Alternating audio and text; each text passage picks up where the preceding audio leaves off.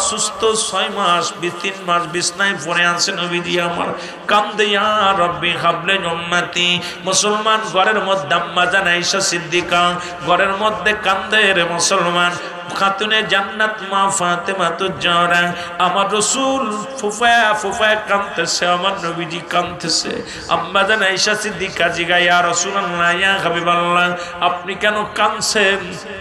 কেন কাঁদছেন আপনার চোখে কেন এত পানি আমার রাসূল বলে আরে আয়েশা রে আমি কাঁদি আমার পাপী উম্মতের জন্য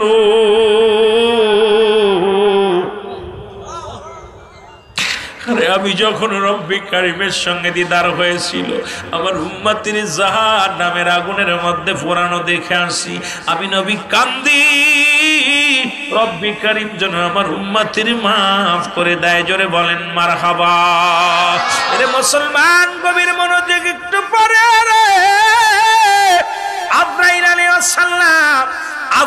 আলাইহিস সালাম দরজায় এসে সালাম বিনিময় করেন আসসালামু আলাইকুম আলাল বাইত ভিতর থেকে ওয়াজ আলাইকুম আসসালাম আম্মা জান ফাতেমা তুজ জোহরা ডাক দে বল আব্বা জান এই কেন মেহমান আসলো আব্বা জান সালাম দিলেন এবার আম্মা জান আয়েশা সিদ্দিকা বলে ইয়া রাসূলুল্লাহ ইয়া হাবিবাল্লাহ আমি আপনার স্ত্রী হইয়া জানতে চাই আপনি অসুস্থ এমন সময় কোন মেহমান আসলেন নবীজি বলে ফাতেমা রে দরজার ফাঁক দিয়ে দেখো জানালা দিয়ে দেখো কে আসছে বলে হুজুর এমন একজন সুদর্শন পুরুষ আসছে হুজুর যাকে দেখাবো এই মানুষটাকে আমি জীবনে কোনোদিন দেখি নাই ইয়া রাসূলুল্লাহ ইয়া হাবিবাল্লাহ কত সাহাবী আপনার কাছে আগমন করে কিন্তু এই মানুষটারে এই সাহাবীর তো কোনোদিন দেখি নাই এত সুন্দর চেহারা এত লম্বা আমার মন বলে আকাশে তার মাথা কানা জমিনের মধ্যে তার পা বড় মানুষটা আগমন করেছে ইয়া রাসূলুল্লাহ ইয়া হাবিবাল্লাহ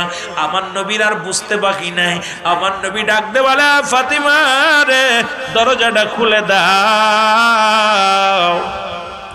আর কেউ আসে না আসছে আজরাইল আলাইহিস সালাম যিনি আসছে রে যিনি আসলে খালি হাতে ফিরে যায় না রে যিনি আসে শূন্যতে খালি হাতে ফিরে যায় না দরজা খুলে দেয়া হলো আজরাইল আলাইহিস সালাম আগমন করলেন আগমন করার পর আমার নবী কয় আজরাইল রে তুমি আসছো আমার কাছে আগে বলো জিবরিল আমিন কোথায় তুমি আসছো কয় আল্লাহ রাব্বুল আলামিন আমাকে পাঠিয়েছে আপনাকে নিয়ে যাওয়ার জন্য যদি থাকতে চান আপনি আরো কিছুদিন থাকতে পারেন যদি যতদিন আপনার মন চায় থাকতে পারেন আমার নবী কয় আজরাইল রে আমার ভাই জিবরিলকে আগে পাঠাও আমি তার সঙ্গে কথা বলতে চাই চলে গেলেন মুসলমান জিবরিল আমিনের কাছে এবার জিবরিল আমিন মুসলমান বিনয় কান্দে জিবরাইল কাঁদতেছে আরশের মধ্যে আমার রব্বি কারীম ডাক দে আজরাইল রে খবর পাইছনি জিবরাইলের কয় আল্লাহ রব্বুল আলামিন আজরাইল বলতেছে হুজ আল্লাহ গো তোমার জিবরিল দেখি বিনয় কান্দে আমার আল্লাহ ডাক দে বলে যা জিবরিল রে তুমি কেন কান্দো গো জিবরাইল আলাইহিস সালাম ডাক দে বলে রব্বে কারীম আমি এই জন্য কাঁদতেছি গো আজকের পর থেকে আমি কার কাছে আরোহী নিয়ে যাব রব্বে কারীম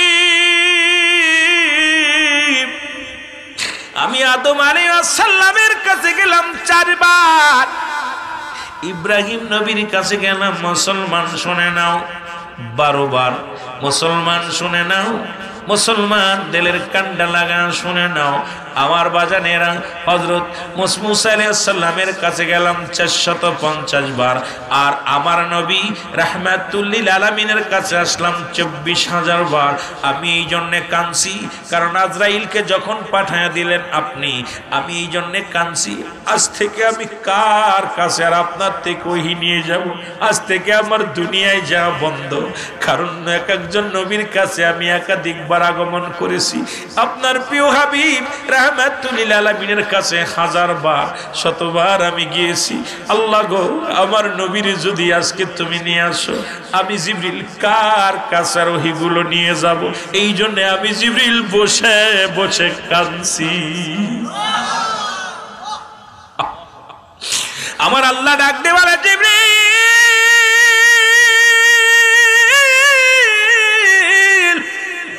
জিবরিল রে, এই পৃথিবীর মধ্যে তুমি একদিন থাকবা না, আজরাইল রে তুমিও থাকবা না, মিকাইল রে তুমিও থাকবা না, ইসরাফিল রে তুমিও থাকবা না। সমস্ত মাখলুকাত গুলো স্রষ্টা থাকবে, সৃষ্টি থাকবে না। স্রষ্টা থাকবে, সৃষ্টি থাকবে না। আজরাইল কয়, হুজুর আমার রব্বি কারীম, আপনার হাবিবের কাছে গিয়েছিলাম, সে আজরাইল জিবরিলকে ডাকছে, জিবরিলকে নিয়ে যাওয়ার জন্য বলেছে। জিবরিল বলে, আল্লাহ হয়তো আজকের দিনটা আমার জন্য শেষ, আর জীবনে আমার হাবিবের চেহারা দেখতে পাবো না। আর দুনিয়ায় যায়া যখন আপনার হাবিবের সামনে দাঁড়াইতাম, সালাম বিনিময় করতাম, আমি জিবরিল এত খুশি হইতাম রে, প্রিয় নবীর মুখ দেখে যত শান্তি পাতাম, এত শান্তি আমি আর কোথাও পাই নাই। জোরে জোরে চিল্লায় বলা যাবে না মারহাবা। ও দয়াল নবী গো, তুমি আমার হইও গো কান্ডারি, বলেন তুমি আমার, আরো জোরে বলেন, ও দয়াল নবী গো, তুমি আমার, রে তোমার নামে অকুল সাগর, তোমার নামে অকুল সাগর, তুফানে না ভয় করি, তুমি আমার, আরো জোরে বলেন, তুমি আমার হইও, আমার নাই কোন সম্বল গো রাসূল, নাই কোন সম্বল, কি ধন আছে, কি ধন দিয়া রাগব তোমার মন, আমার নাই কোন সম্বল গো রাসূল, নাই কোন কি ধন আছে, কি ধন দিয়া রাগব তোমার, এরে তোমার চরণ রাসূল, তোমার চরণ রাসূল, হয় জানি আমার মরণ, তুমি আমার, আরো জোরে বলেন, তুমি আমার হইও গো,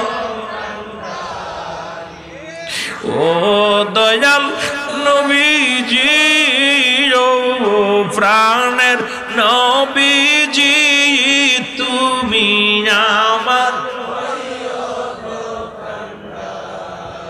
ওই আমি বাংলাদেশে আশাই আছি,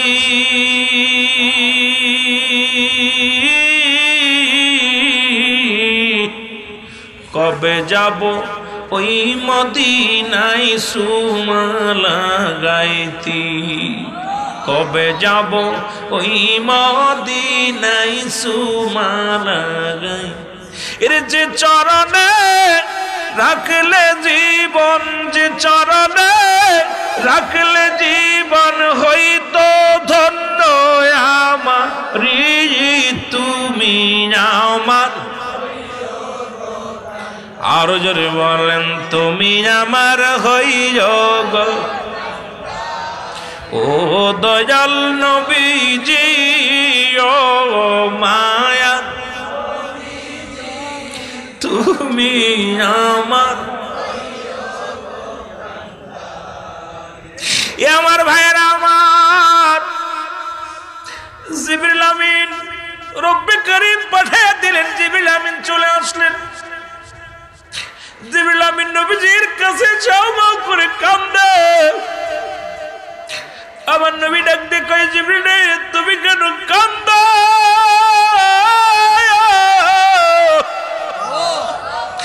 বলে ইয়া রাসূলুল্লাহ ইয়া হাবিবাল্লাহ, ওই তো দুনিয়ার মধ্যে আপনার সঙ্গে শেষ বিদায়, আর আমি দুনিয়ার মধ্যে রব্বে কারিমের কাছ থেকে ওহী নিয়ে আপনার কাছে আসতে পারবো না। আজকে তে ওহীর দরজা বন্ধ, আপনাকে আমি আর দেখতে পাবো না, এই জন্য আমি কান্দি। যখন আমার রব্বে কারিম আমারে পাঠাইতো, আমি জমিনের মধ্যে আগমন করে আপনার চেহারা দেখে শান্তি পাইতাম, আপনার কাছে দাঁড়ায় শান্তি পাইতাম। আজ থেকে আমার আশা বন্ধ হয়ে যাবে। ইয়া রাসূলুল্লাহ ইয়া হাবিবাল্লাহ, নবী গো,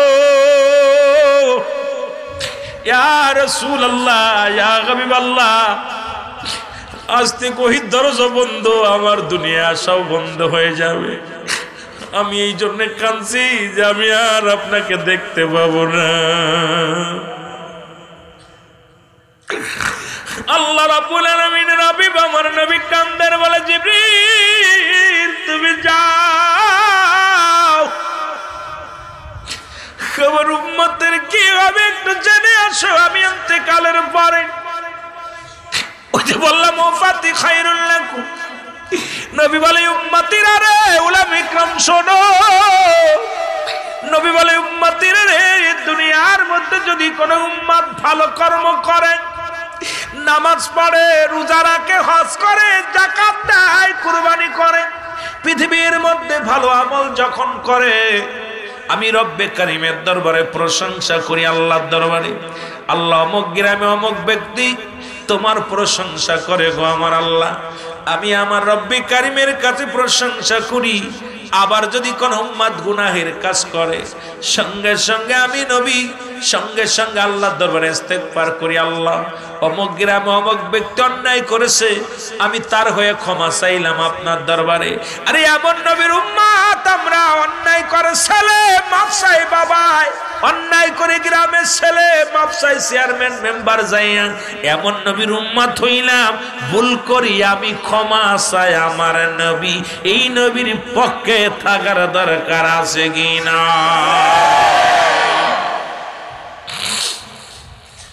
জিবরিল যাও, আমার আল্লাহর কাছে জিগাও আমার উম্মতের কি অবস্থা হবে।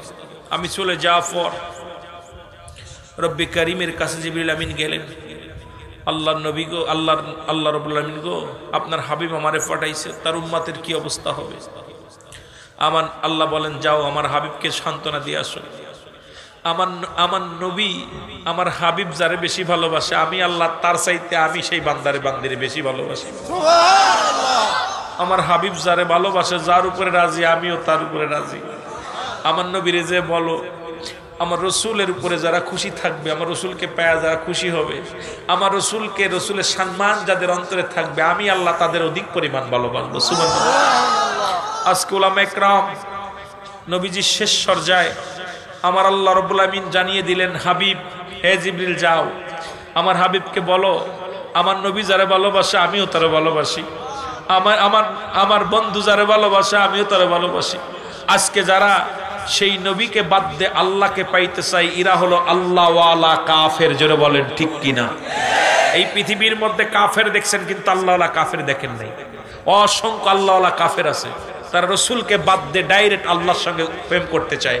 কোশ্চিন রসুল দুনিয়ার মধ্য থেকে চিরবিদায় হয়ে গেলেন। আমার হাসান হুসাইন রাদিয়াল্লাহু তাআলা রাসূল পাক সাল্লাল্লাহু আলাইহি ওয়াসাল্লাম কিছুদিন কবরের ভিতরে রাখলেন। হযরতে বেলাল কান্দে, বেলালের কান্না বেড়ে গেল। হযরত আবু বকর কান্দে, উসমান গনি কান্দে, হযরত আলী কান্দে, সবাই কান্না জড়িত অবস্থায়।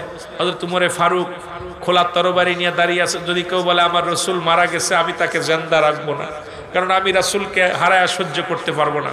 নবীর সাহাবীরা পাগল ফারাফার হয়ে গেলেন। শুধু বেলাল কয় আমি মক্কা মদিনায় থাকবো না, কারণ যেখানে আমার নবী নাই কারে আজান শোনাইবো, আমি চলে যাব। হযরতে হাসান হুসাইন রাসূলকে রওজার মধ্যে রাখলেন। হাসান হুসাইন বলে সেদিন কবরের ভিতরে নেমেছিলেন হাসান হুসাইন, পানি ছিটানোর দায়িত্ব ছিল হযরতে বেলাল। জোরে বলেন না সুবহানাল্লাহ। হযরত আলীকে ডাকতে বলতেছিল হুসাইন রাদিয়াল্লাহু তাআলা, বাবা গো আমার নানু ভাইয়ের ঠোঁট দুটো বিড়বিড় করে নড়ে। আরে আমি স্পষ্ট আওয়াজ শুনতে পেয়েছি রওজার ভিতর থেকে নানাদান বলতেছি, ইয়া রব্বি হাবলি উম্মতি, ইয়া রব্বি হাবলি উম্মতি, ইয়া রব্বি হাবলি উম্মতি। জোরে বলেন না মারহাবা, আর একটু জোরে বলেন মারহাবা। হাসান হুসাইন দুজনই বলেছিল সেদিন যে আমার নানু ভাই রওজা পাকে যখন রাখা হলো, আমার নানুর জবান দিয়ে আমরা নিজ কানে শুনেছি, কবর থেকে ভেসে আসতেছে আওয়াজটা, মনে হচ্ছে কে যেন আমার রসুল যেন নিজ জবান দিয়া আওয়াজটা হচ্ছে ইয়া রব্বি হাবলি উম্মতি। সুতরাং রসুল্লাহ রওজার ভিতরে যাও আমার আপনার জন্য কেঁদেছে, সেই নবীর পক্ষে থাকার দরকার আছে কিনা? আরো জোরে বলেন আছে কিনা? আমার ভাইয়েরা, বন্ধুরা আমার, এই রসুলে পাক সাল্লাল্লাহু আলাইহি সাল্লাম এই দুনিয়া থেকে চলে গেছেন, এখনো কাঁদছে ইয়া রব্বি হাবলি উম্মতি। এই জন্য আপনাদের কাছে আমার করজোরে দাবি থাকবে, রসুলের প্রেম ভালোবাসা, ঈমান একটা হলো, আমল একটা হলো ঈমান। মানব জীবনের অমূল্য সম্পদের নাম হলো ঈমান, ব্যক্তির জীবনের অমূল্য সম্পদের নাম হলো রুহু। রুহুবিহীন যেমন বডির কোনো মূল্য নাই, ঈমানবিহীন কোনো আমলের মূল্য নাই। আমার বাবারা, ওযুবিহীন যেমন নামাজ বিফলে, তদ্রূপ ঈমানবিহীন সমস্ত আমল বিফলে। এবার একটা হলো আমল, একটা হলো ঈমান। আমল হলো নামাজ, রোজা, হজ, যাকাত, এগুলো হলো আমল। আর ঈমান হলো নবী মুহাম্মদুর রাসূলুল্লাহ সাল্লাল্লাহু আলাইহি ওয়াসাল্লাম। জোরে জোরে চিল্লায় বলেন আমিন। আমার বাবারা আমার, 10 মাস 10 দিন পূর্ণ হয়ে গেল, নবীজি দুনিয়ার মধ্যে আগমন করবেন। মা আমেনা কয়, আমি অনুভব করতে পারলাম কিছু না কিছু যেন আজকে আমার গর্ভে থেকে আসবে, তবে আমি টের পাই না, কোনো বেদনা নাই। আল্লাহর কসম, আমার নবীজি গর্ভে থেকে কোনোদিন আমার পেটের মধ্যে মোচড় দেয় নাই।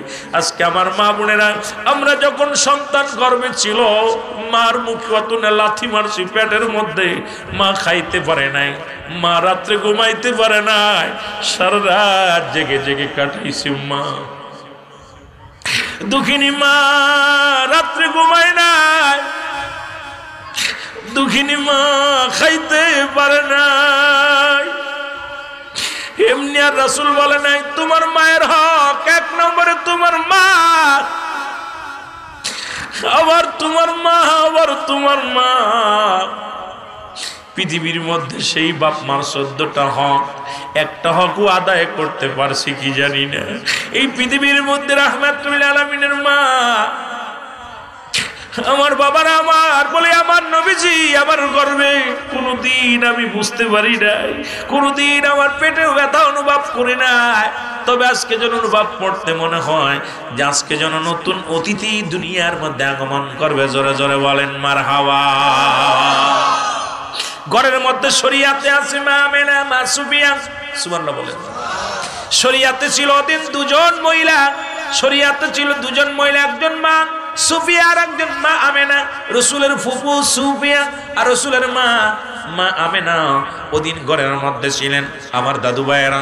আর মারেফাতের দৃষ্টিতে ওদিন ছিলেন মা হাওয়া আলাইহিস সালাম, মা মরিয়ম আলাইহিস সালাম, মা আসিয়া আলাইহিস সালাম। মুসলমান শুনে নাও, শুনে নাও, অমুসলমান শোনো। এইরকম কয়েকজন নারী জান্নাত থেকে মা হাওয়া বলিয়া আমার রব্বে কারীম দুনিয়া আগমন করে শুনেছি আখেরি নবী আইব।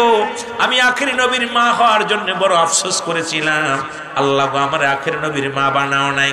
তবে আখেরি নবী যেদিন দুনিয়ার মধ্যে আসবে, আমি যেন সেই ঘরে প্রথম প্রবেশ করতে পারি, আমি যেন আমার চোখ দিয়া আখেরি নবীকে দেখতে পারি। জোরে জোরে বলেন মারহাবা। একটু মহব্বতের সঙ্গে দুরূদ শরীফ পড়ুন, আল্লাহুম্মা।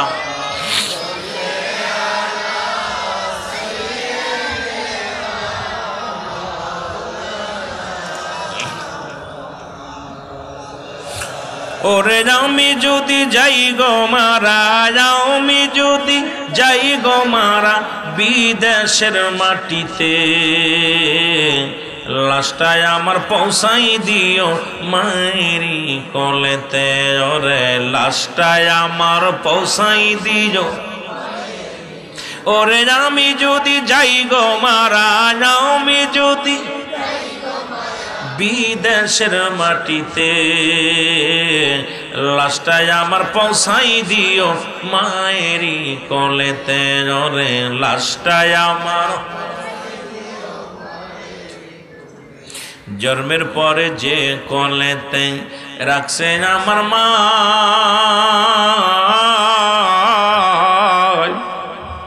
সেই কোলেতে মাথা রেখে নিদিরা যেতে চাই, আমি নিদিরা যেতে চাই। জন্মের পরে যে কোলেতে রাখছে আমার মা, সেই কোলেতে মাথা রেখে নিদিরা যেতে চাই, আমি নিদিরা যেতে চাই। আমার মায়ের দোয়া থাকলে সাথে, আমার মায়ের দোয়া শান্তি পাবো কবরে, লাশটায় আমার পৌঁছাই দিও মায়েরই কোলেতে, ওরে লাশটায় আমার, ওরে আমি যদি যাই গো মারা, আমি যদি বিদেশের মাটিতে, লাশটায় আমার পৌঁছাই দিও মায়েরই কোলেতে, ওরে লাশটায় আমার। এই জগতে মায়ের মতো নাই কেউ আপন, সেই মাকে না দেখাইয়া দিও না দাফন, আমার দিও না দাফন। এই জগতে মায়ের মতো নাই কেউ আপন, সেই মাকে না দেখাইয়া দিও না দাফন, আমার দিও না দাফন। মায়ে দেখলে আমার মুক্তি খানি, মায়ে দেখলে আমার মুক্তি খানি, শান্তি পাবো কবরে, লাশটায় আমার পৌঁছাই দিও মায়েরই কোলেতে, ওরে লাশটায় আমার। খালা বলো ফুফু বলো মায়ের মতো নয়, কাঁদবে মায়ের সারা জীবন সন্তানের আশা। খালা বলো চাচি বলো আপনার মায়ের মতো নয়,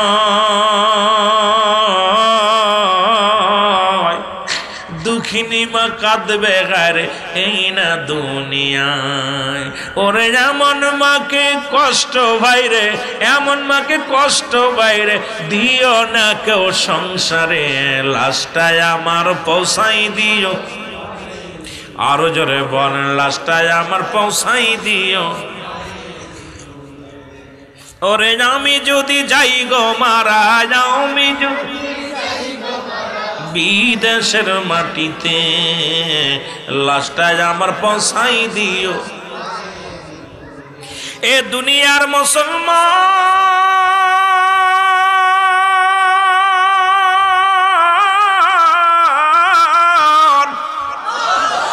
রাহমাতুল্লিল আলামিন দুনিয়ার মধ্যে আগমন করলেন। সুফিয়া বলেন অনেক লম্বা ইতিহাস, আমি কেমনে শেষ করি বাবা, দুঃখ লাগে কষ্টও লাগে। রসুলের সম্মানে আলোচনায় গেলে থামতেও পারি না, বন্ধ করতেও পারি না। কেমনে সম্মান বলবো, নবীর শান্ত বলে শেষ করা যায় না, নবীর গুণগান গেয়ে শেষ করা যায় না। রসুলের মান, রসুলের ফুফু সুফিয়া বলেন খোদার কসম করে বলি, এই দুনিয়ার মধ্যে নূরে মুহাম্মদ আসলেন, গড়টা আলোকময় হয়ে গেল। আব্দুল্লাহর গড়টা ছিলেন খাজুরের পাতার ছাউনি, ও মুসলমান খাজুরের পাতার ঘিরা। এই পৃথিবীর মধ্যে সাতটা ছিল খাজুরের পাতার, ঘিরাও ছিল খাজুরের পাতা। হঠাৎ করে একটা আলো যেন ছুটে আসলো, এমন একটা আওয়াজ আমি শুনতে পারলাম। সেই আওয়াজটা হলো ইয়া রাব্বি হাবলি উম্মতি। জোরে জোরে চিল্লায়া বলা যাবে না মারহাবা। এরে রাসূলের সুফিয়া বলে দুনিয়ার মানুষ,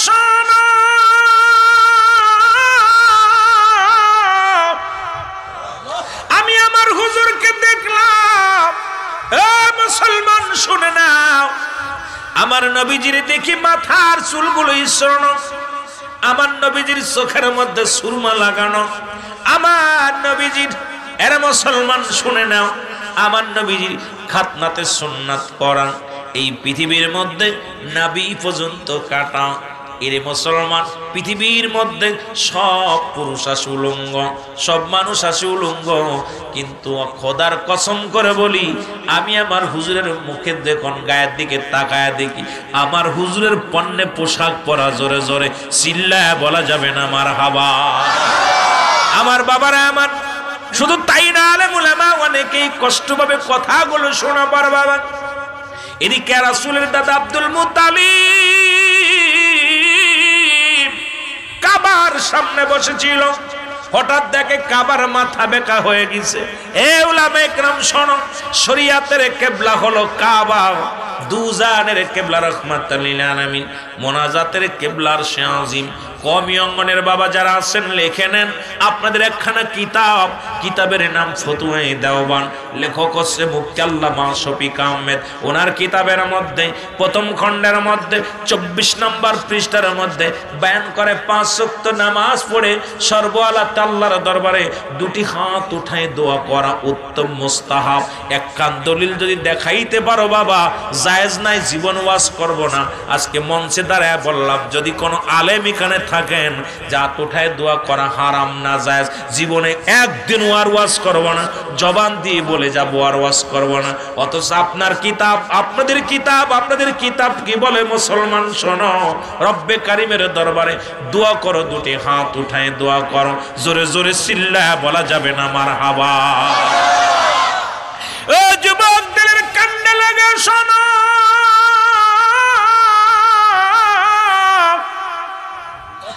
আব্দুল মুত্তালিব টাকা দেখে কাবার মাথা নত হয়ে গেছে রে।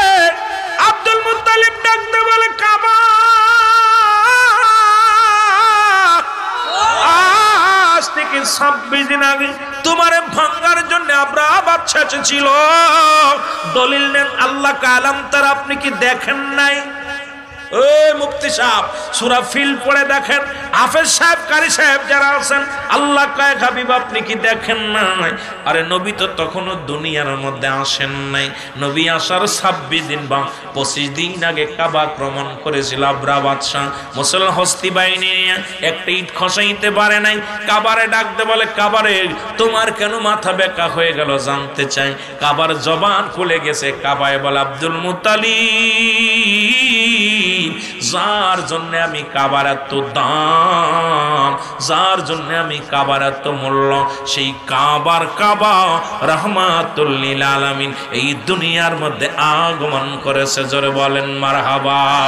মুহাম্মদ মুস্তাফা নবী সাল্লাল্লাহু আলাইহি ইয়া মুহাম্মদ মুস্তাফা নবী সাল্লাল্লাহু ওর শাফায়াতের কান্ডারি, শাফায়াতের রাসূলুল্লাহ ইয়া মুহাম্মদ মুস্তাফা নবী সাল্লাল্লাহু আলাইহি ইয়া মুহাম্মদ।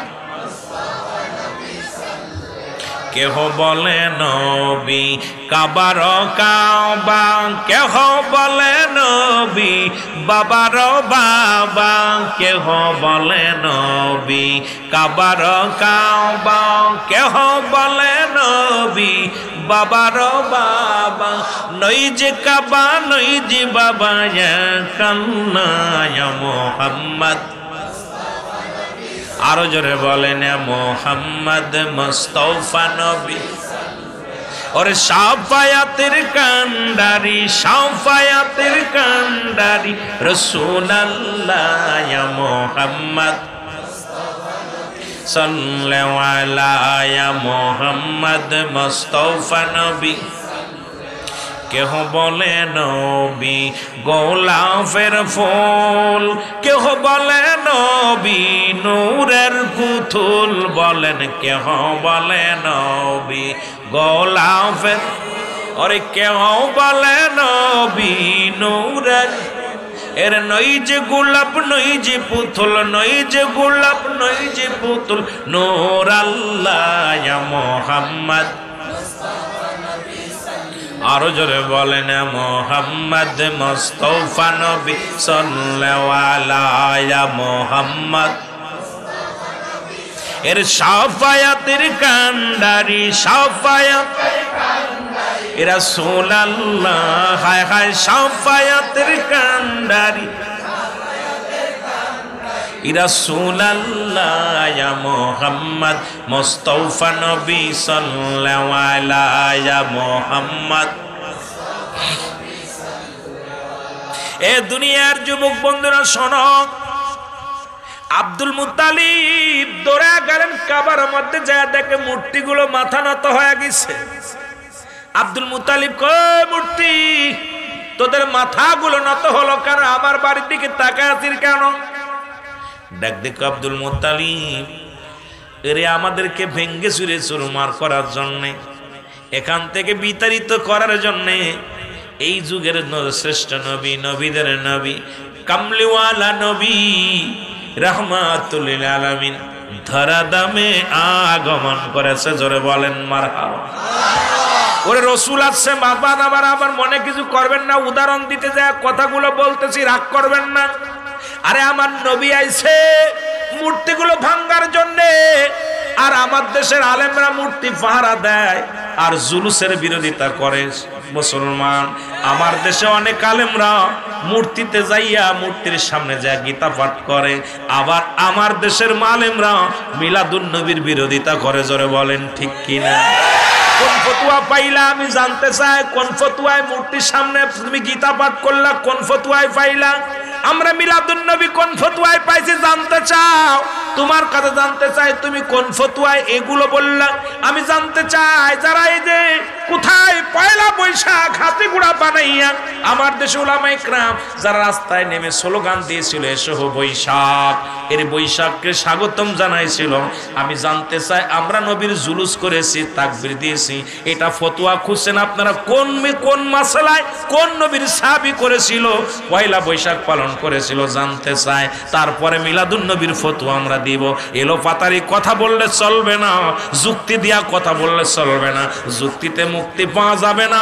5ই আগস্টের সময় বাবারে আমরা মিলাদ পড়ে খানা খাইলেই বলে বেদাত, দোয়া দুরূদ পড়লে খালেই বলে বেদাত।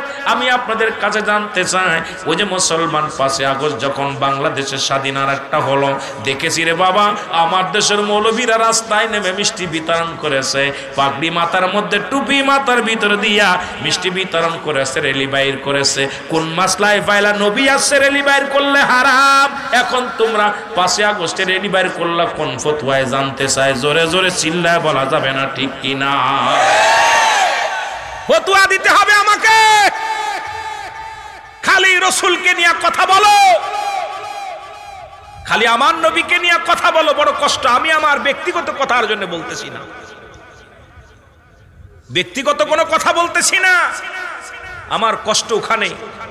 যারে আমার রসুল পিয়ারা নবী, কামলিওয়ালা নবী, আপনার আমার তোরানওয়ালা, আমার আপনার বাসানওয়ালা, প্যানের চেয়ে বেশি ভালোবাসবো তাকে, কিন্তু তাকে নিয়ে কটাক্ষ করলে কলিজার মধ্যে আগুন ধরে। জোরে বলেন আপনাদের কষ্ট লাগে না? আব্বা কষ্ট লাগে না?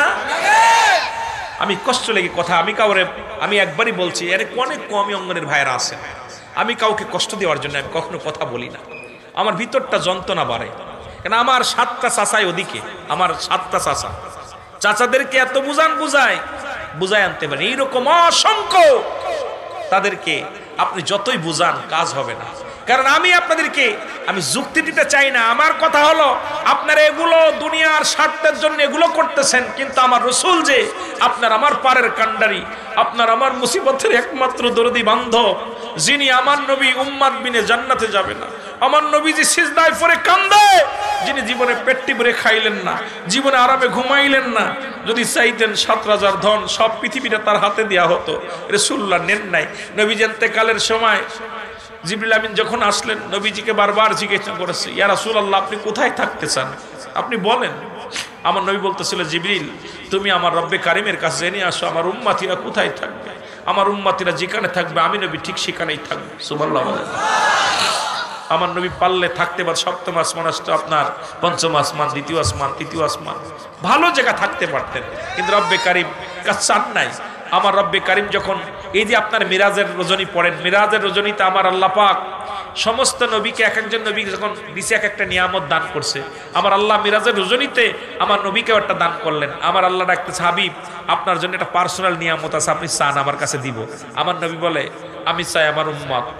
আল্লাহ বলেন, হাবিব আপনি পৃথিবী যখন আপনাকে দুনিয়ায় পাঠালাম চাইলেন উম্মত, যখন আপনারে নিয়ে আসলাম তখন চাইলেন উম্মত, এখন আপনাকে পার্সোনাল নিয়ামত দিবে, এটাও চাইলেন উম্মত।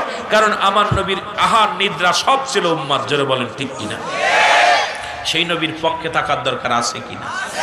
আরো জোরে বলেন আছে কিনা? এই জন্য মনে কিছু করবেন না, কথাটা আমি উদাহরণ বলে যাই। যারা রসুলের মেলাদ, রসুলের সম্মান শুনলে কষ্ট পান, ওলামা একরাম মুরব্বীদের সাক্ষী রেখে একটা কথা বলি, যারা আমার রসুলের সঙ্গে দুশ্মনী করবেন তারা মৃত্যুবরণ করার পর তাদের লাশখানা রাখবেন বিসমিল্লাহি আলা মিল্লাতে কুত্তাউল্লাহ। কথা কি বোঝেন? ক্লিয়ার? কথা বলেন ক্লিয়ার? রসুলকে যারা ভালোবাসে রসুলের মিল্লাতে তাদের রাখবেন। সারা জীবন দল করছেন আমলিক, এখন যেই বাতাস ঘুরছে কোন আমরা সব বিএনপি আর জামাত। ঠিক কিনা? ঠিক কিনা? যখন সব লোক কইতে আমরা আমলিক করি। যেই অনেক বক্তা দেখছেন না, অনেক বক্তা আমার আব্বা আমলিক করে, মা আমলিক করে, আমাদের বংশ আমলিক করে। যেই বাতাস ঘুরছে এখন আমির হয়ে গেছে। রাগ করেন না, আছে না বাবা? আমি বুঝানোর জন্য কথাগুলো বলতেছি, আমি কাউকে আগেই বলছি, আমি কাউকে ধরার জন্য কথা বলি নাই। আছেন আব্বা? অসংখ্য ওলামা একরাম তারা জবানে একটা, অন্তরে একটা, জবানে একটা, সারা জীবন বিরোধিতা করছে। যেই বাতাস ঘুরছে এখন ওটা। কথা বুঝেননি? রসুলের দরবারে এইরকম এক শ্রেণী আলেম যেতেন, তখন তারা বলতো আমরা রসুলকে দেখার জন্য গেছি, আমরা রসুলের কাছে গেছি, আমরা রসুলের সঙ্গে রসুলকে পরীক্ষা করতে গেছি, আমরা তো ঈমান আনতে যাই নাই। আর রসুল তাদেরকে দেখে ডাক দিয়ে বসাইছে, তোমরা কালেমা পড়ো, নামাজ পড়ো, তোমরা সঠিক পথে থাকো, আল্লাহর দ্বীনের পথে থাকো। আর যখন তারা আবার কাফেরদের কাছে গেছে, আর মুহাম্মদকে ধোঁকা দিতে গেছে। ঠিক আমার দেশে উলামা একরাম, এখন আমরা নেটের যুগে দেখতেছি, আমি মাঝে মাঝে দেখে আর হাসি, ও মুখ দেয়া কি, মুখ দিয়ে বলছে কি আর করছে কি, ও বলছে কি আর করছে কি। কথা বুঝেননি? এই জন্য আমি কোনো দল করি না, যদিও করি না, তবে এই জন্য বড় বুঝার যে এতগুলো মানুষ বুঝানোর জন্য বলতেছি যে এই মুনাফিককে ছেড়ে দেন। পৃথিবীর মধ্যে এই মুনাফিকদের স্থান হবে কিয়ামতের ময়দানে আগুনের নদী। এই নদীর মধ্যে ওরা সাঁতার কাটবে মুনাফিকরা। মুনাফিকদের স্থান হবে আগুনের নদী। আমার রাসূল বললেন, আমি একদল আলেমকে দেখলাম, একদল মানুষকে দেখলাম জাহান্নামের ভিতরে, জাহান্নামের আগুনের নদী বা রক্তের নদী, এর মধ্যে হাবুডুবু খাইতেছে। ওদেরকে আবার ধাক্কা দিয়ে ঘাট ধরে বের করে দিয়ে আবার দেওয়া হচ্ছে, ওরা উঠে আসতেছে। তখন বলতেছি, ইয়া রাসূলুল্লাহ কিসের জন্য? ওরা মুনাফিকি ছিল ওদের অন্তরে, নেফাক ছিল ওদের অন্তরে। কারণ আমার যুগে এখন আলেমদের যে চরিত্র দেখতেছি, কারণ পরিবর্তন, হাওয়া পরিবর্তন হয়েছে, সব পরিবর্তন হয়ে গেছেন। এ মুসলমান, কিন্তু অনুরোধ করব, ঈমান বিক্রি করবেন না কেউ, কারণ রব্বে কারীমের কাছে আমাদের যেতে হবে। জোরে বলেন ঠিক কিনা? রসুলকে ভালোবাসা ঈমানের দায়িত্ব। জোরে বলেন ঠিক কিনা? আপনারা মুনাফিকদের মতো শিখে গেছেন। মুনাফিকরা বলতো রসুলের সঙ্গে ঠাট্টা করতে গেছে। ঠিক একই অবস্থা দেখতেছি। এরা আবার আমার জাতি, আজকে বাংলাদেশের বড় বড় বক্তা, এদেরকে আমরা তার ভাইরাল করেছি, এত ভাইরাল করেছি। একই জবানে দুমুখী সাপ। এই দুমুখী সাপ থেকে সাবধান, কারণ স্বার্থের জন্য যারা রাতকে দিন বানাইতে পারে, দিনকে যারা রাত বানাইতে পারে, আর জানতানির এদের কাছে ইসলাম নিরাপদ থাকতে পারে না। জোরে বলেন ঠিক কিনা? সাবধান এই সমস্ত ধোঁকাবাজ থেকে সাবধান। যার দিলে নাই নবীজির প্রেম, তার সনে ভাব রাইখো না। ঠিক কিনা? যার দিলে নাই নবীজির প্রেম, তার সঙ্গে ভাব রাইখো না। বলেন তার সনে, ওরে তার সনে ভাব রাইখো না গো, তার সনে ভাব রাইখো না গো, তার সনে ভাব রাইখো না। যার দিলে নাই নবীজির প্রেম, তার সনে ভাব রাইখো না। বলো যার দিল।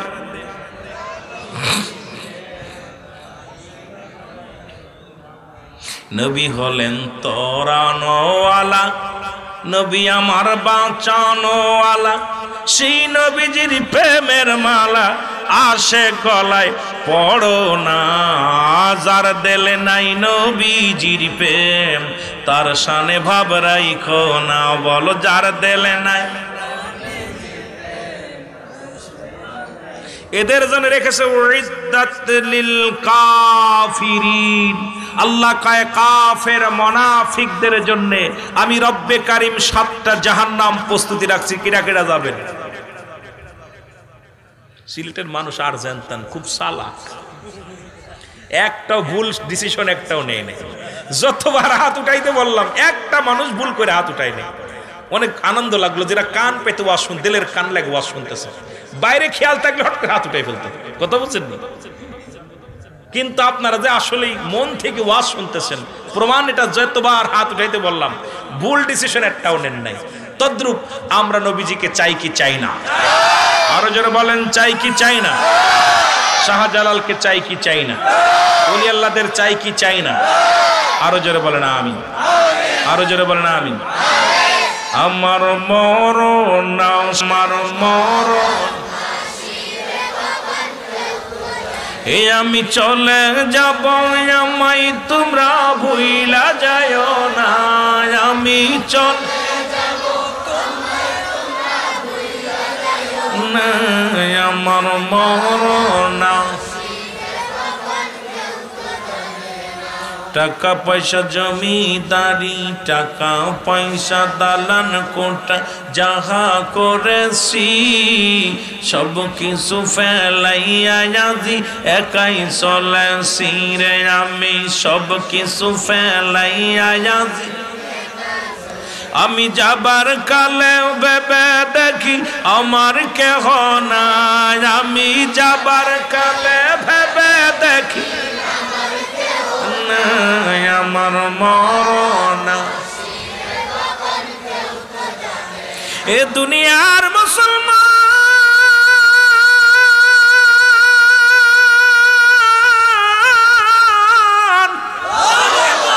পৃথিবীর মধ্যে আসার একটা সিরিয়াল আছে রে,